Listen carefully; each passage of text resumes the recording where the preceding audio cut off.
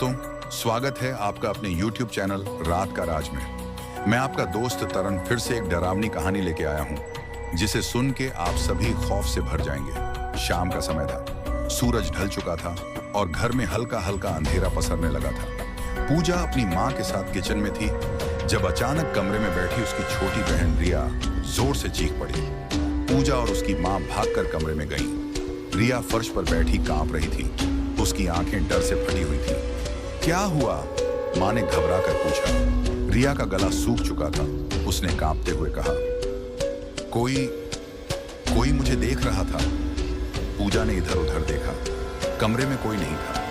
खिड़की से ठंडी हवा चल रही थी, पर रिया की हालत देखकर लग रहा था कि उसने कुछ ऐसा देखा है जिसे सिर्फ वही देख सकती थी। माँ ने सोचा कि शायद बच्ची का वहम होगा, लेकिन इसके बाद जो हुआ उसने पूरे घर को हिलाकर रख दिया।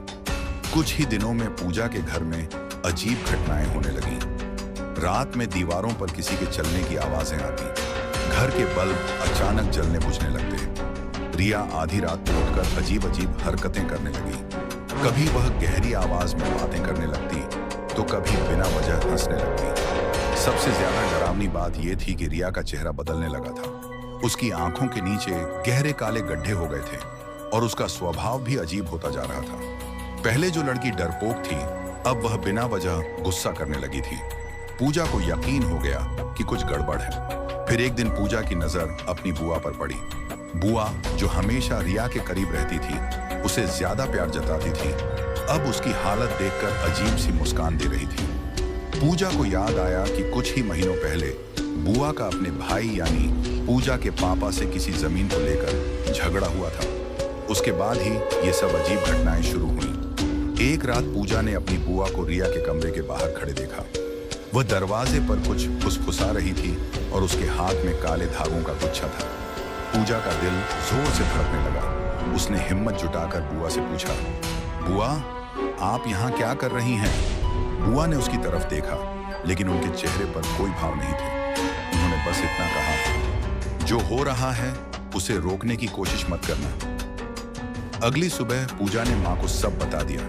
माँ घबरा गई और उन्होंने तुरंत गांव से एक जाने माने तांत्रिक बाबा को बुलवाया। जब बाबा घर आए तो उन्होंने घर में घुसते ही कहा, यहाँ बहुत भारी नेगेटिव ऊर्जा है और ये बच्ची अब पूरी तरह किसी के वश में है। बाबा ने घर की जांच की और फिर बुआ की ओर देखा। जिसने यह किया है वह इसी घर में है। बाबा की गहरी आवाज ने पूरे माहौल को ठंडा कर दिया। बुआ अचानक हंस पड़ी, लेकिन यह हंसी सामान्य नहीं थी। यह एक भयानक डरावनी हंसी थी। बाबा ने पूजा की माँ से कहा कि वे रिया को बीच आंगन में लाए। उन्होंने कुछ मंत्र पढ़े और घर में चारों ओर काले धागे बांध दिए। जैसे ही उन्होंने एक विशेष मंत्र पढ़ना शुरू किया, रिया अचानक जोर से चीख पड़ी। उसकी आंखें लाल हो गईं और उसने बाबा पर हमला करने की कोशिश की। पूजा और उसकी माँ हैरान रह गईं। यह उनकी वही मासूम रिया थी जिसे वे जानते थे। बाबा ने गंगा जल छिड़का और तभी रिया जमीन पर गिर पड़ी। रिया धीरे धीरे सामान्य होने लगी, लेकिन बुआ अब कांप रही थी। बाबा ने उसकी ओर देखा और कहा, जो किया था उसका अंजाम अब भुगतना पड़ेगा। बुआ चिल्लाने लगी। उसने अपना सिर पकड़ लिया और जमीन पर गिर गई। उसकी आंखों से खून बहने लगा और उसके हाथ पैर अकड़ गए। बाबा ने आखिरी मंत्र पढ़ा और घर के बाहर लगे नीम के पेड़ पर एक काला धागा बांध दिया। अब यह साया हमेशा के लिए इस घर से चला गया है, बाबा ने कहा।